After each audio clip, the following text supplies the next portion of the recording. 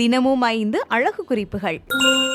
இப்பெல்லாம் லிப்ஸ்டிக் போடுறது அப்படிங்கிறது நம்ம தினமும் தலை வாடுற மாதிரி ஆயிடுச்சு இல்லையா? அதாவது அந்த அளவு சகஜமாயிடுச்சுன்னு சொல்றேன். அப்படி இருக்கக்கூடிய ப்ராடக்ட்டை நம்ம ரொம்ப சரியா சூஸ் பண்ணணும். விலை அதிகமா இருக்கோ இல்ல குறையா இருக்கோ, ஆனா தரமானதா அப்படிங்கறத கண்டிப்பா செக் பண்ணணும். டிஸ்கவுண்ட் பண்ணி கொடுக்குறாங்க அப்படிங்கிறதுக்காக விலை மலிவான தரம் குறைவான லிப்ஸ்டிக்கை நீங்க பயன்படுத்துனீங்கன்னா அதனால கண்டிப்பா மிகப்பெரிய பிரச்சனை வர வாய்ப்பு இருக்கு. ஸோ அதனால நீங்க யூஸ் பண்ணக்கூடிய பொருள் தரமானதா அப்படிங்கிறத ஒரு தடவைக்கு பல தடவை செக் பண்ணிக்கோங்க. சில பேருக்கு மூக்குக்கு மேல முடி வளர்ந்த மாதிரி தெரியும். ஆனா அது வந்து கரும்புள்ளிகள். மூக்கோட துவாரங்கள் அடைபடுறதால பாக்குறதுக்கு கரும்புள்ளிகள் நிறையவே தெரியுது. இந்த பிரச்சனைக்கு என்ன பண்ணலாம் அப்படின்னா, 1/2 கப் நல்ல சூடான தண்ணீர்ல ஒரு 10 ரோஜா பூ இதழ்களை போட்டு 1/2 மணி நேரம் ஊற வச்சு அரைச்சு அதை அந்த மூக்குக்கு மேல பற்று மாதிரி போட்டீங்கன்னா அந்த துவாரங்கள்ல இருக்கக்கூடிய அழுக்குகள் எல்லாமே நீங்கி மூக்கு ரொம்ப அழகாயிடும்.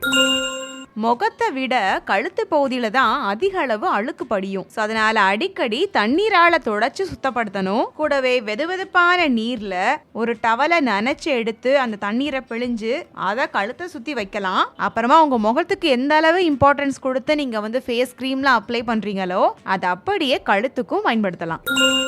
சில பேருக்கு பித்த வெடிப்புகள்லாம் ரொம்ப ஆழமா பள்ளமா இருக்கும். ரொம்ப நாள்பட்டு பித்த வெடிப்பு வச்சிருப்பாங்க. அவங்க என்ன பண்ணலாம்னா, வேப்ப இலையோட மஞ்சளையும் சேர்த்து ஊற வச்சு அரைச்சு குழைச்சு பித்த வெடிப்பு இருக்கக்கூடிய அந்த பள்ளங்கள்ல போட்டுட்டு வரலாம். இது நாளடைவுல கொஞ்சம் கொஞ்சமா அது சரி பண்ணும். அதே போல இன்னும் பித்த வெடிப்பு அதிகமாகாமலையும் பார்த்துக்கும்.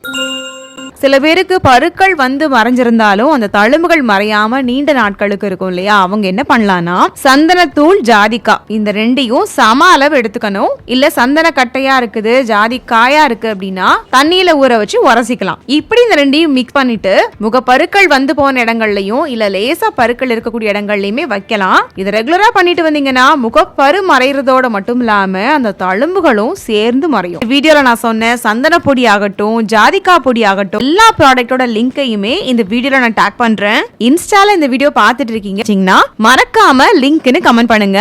அந்தந்த ப்ராடக்ட்டோட லிங்கை டைரக்டா உங்களுக்கு டிஎம் பண்றேன்.